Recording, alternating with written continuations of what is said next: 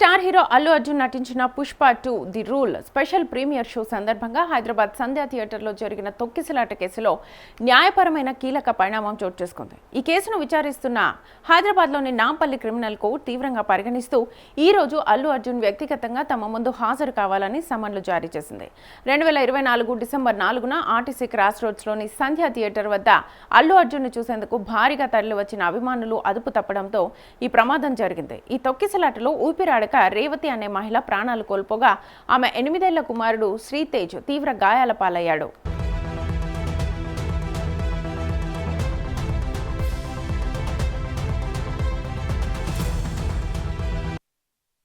ఈ ఘటనపై సమగ్ర దర్యాప్తు జరిపిన చిక్కడపల్లి పోలీసులు నాంపల్లి కోర్టులో ఛార్జ్షీట్ దాఖలు చేశారు. ఇందులో మొత్తం 23 మందిని నిందితులుగా చేర్చగా థియేటర్ యాజమాన్యం అక్కడి సిబ్బందిని A1 నుంచి A10 నిందితులుగా పేర్కొన్నారు.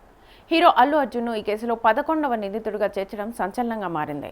ముందస్తు అనుమతులు తీసుకోకపోవడం, సరైన భద్రతా ఏర్పాట్లు చేయకపోవడం, పోలీసుల హెచ్చరికలను బేఖాతరు చేస్తూ సమన్వయ లోపంతో వ్యవహరించడమే ఈ ప్రమాదానికి కారణమని పోలీసులు ఛార్జ్షీట్లో స్పష్టం చేశారు. ఈ నేపథ్యంలో కోర్టుకు వ్యక్తిగతంగా హాజరు కావడం నుంచి మినహాయింపునివ్వాలని వీడియో కాన్ఫరెన్స్ ద్వారా విచారణకు అనుమతించాలన్న అల్లు అర్జున్ లీగల్ టీం అభ్యర్థనను నాంపల్లి కోర్టు పక్కన పెట్టేసింది.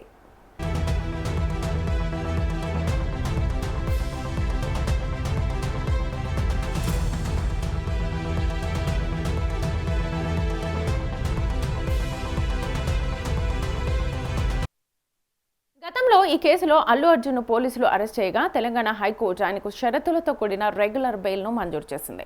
మానవతా దృక్పథంతో అల్లు అర్జున్ కుటుంబం బాధిత కుటుంబానికి వైద్య ఖర్చులు, భారీ పరిహారం అందించి ఆదుకున్నట్లుగా తెలుస్తోంది. అయితే క్రిమినల్ విచారణ ప్రక్రియలో భాగంగా నేడు ఆయన కోర్టుకు స్వయంగా హాజరవుతారా లేక ఈ ఛార్జ్షీట్ను సవాల్ చేస్తూ హైకోర్టులో క్వాష్ పిటిషన్ను దాఖలు చేస్తారా అనేది టాలీవుడ్ వర్గాల్లో ఉత్కంఠ రేపుతోంది. ఒకవేళ బన్నీ మిగతా నిందితులు ఈ రోజు న్యాయస్థానం ముందు హాజరైతే ఈ హై ప్రొఫైల్ కేసు విచారణ తదుపరి దశకు చేరుకుంటుంది.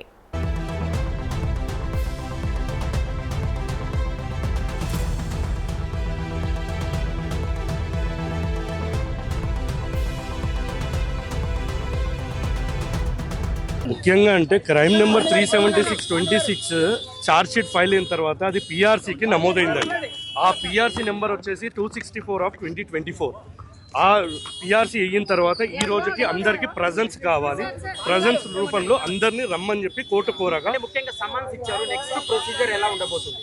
సమ్మన్స్ ఇచ్చిన తర్వాత ఇప్పుడు పిఆర్సీ స్టేజ్లో వీళ్ళు మ్యాజిస్ట్రేట్ ముందు కమిట్ అవ్వాలి. కమిటల్ బాండ్స్ వేసిన తర్వాత therefore it will register to the sessions court.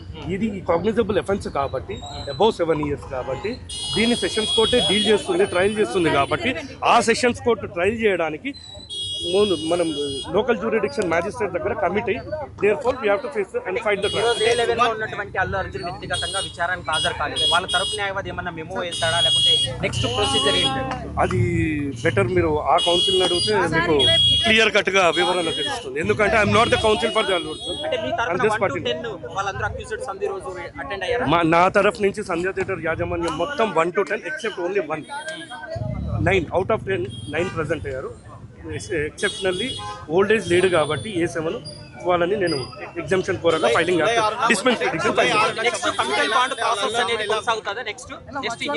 Definitely అంటే డెస్టినీ హియరింగ్ అంటే అందరూ 23 ప్రజెంట్స్ కావాలి. అందరూ 23 ప్రజెంట్స్ అయితేనే కమిటల్ బాండ్ అనేది ఎన్ఫోర్స్ అంటే ఇప్పుడు కమిటల్ బాండ్ ప్రొసీజర్ ఏం చెప్తుంది? కమిటల్ బాండ్ ఎందుకు న్యాయస్థానంలో వాళ్ళ సిగ్నేచర్స్ తీసుకుంటారు ఏంటి? ఎందుకంటే వీళ్ళందరూ బెయిల్ పైన ఉన్నారు కాబట్టి కమిటల్ బాండ్ ప్రొసీజర్ ఏ విధంగా ఉంటుంది?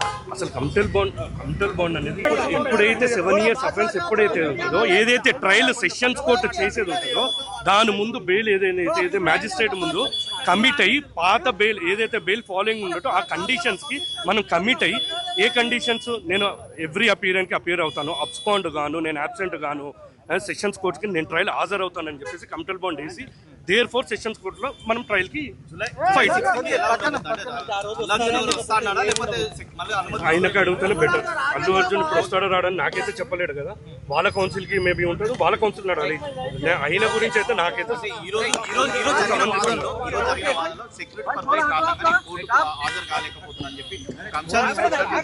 వాళ్ళ అడ్వకేట్ ఏం ఫైల్ చేశారనేది అందరినీ కోరవాల్సి లోపల ఉన్నాను కాబట్టి ఇప్పుడు నేను A1 to 8 మీరు మొదటి 23లో మొదటి 10 మంది గురించి అడగండి నేను చెప్తాను, because I'm representing them. So దాని తర్వాత అనేది వాళ్ళ కౌన్సిలర్ జరిగిన వాదనలు ఏముంది, ప్రజెంట్స్ అందరూ రావాలి, అందరైతే కమిటల్ బాండ్ అయ్యి కమిట్ అయ్యి నెక్స్ట్ ఎస్సీలోకి నెంబర్ అవుతుంది. రాలేదు కాబట్టి అది పోస్ట్ జూలై 6 కింద, అంతే, ఎటువంటిది ఏం రాలేదు. ఏ లెవెల్ కి సంబంధించిన అంశంలో ఏమైనా చెప్పారా కోర్టు ఏమైనా? ఏం లేదండి, మా సంబంధ ప్రకారం కొన్ని ఆల్టర్ అయ్యే సెక్షన్స్, కొన్ని ఎడిషన్స్. ఇంతకు ముందు ఏదైతే బెయిల్ రిమాండ్ కేసు డైరీలో ఉన్నాయి ఛార్జ్ షీట్, ఇప్పుడు ఛార్జ్ షీట్ లో కొన్ని అయినాయి, ఎలిమినేషన్స్ అయినాయి, కొన్ని ఆల్టర్ అయ్యాయి, కొన్ని ఎడిషన్స్ అయ్యాయి.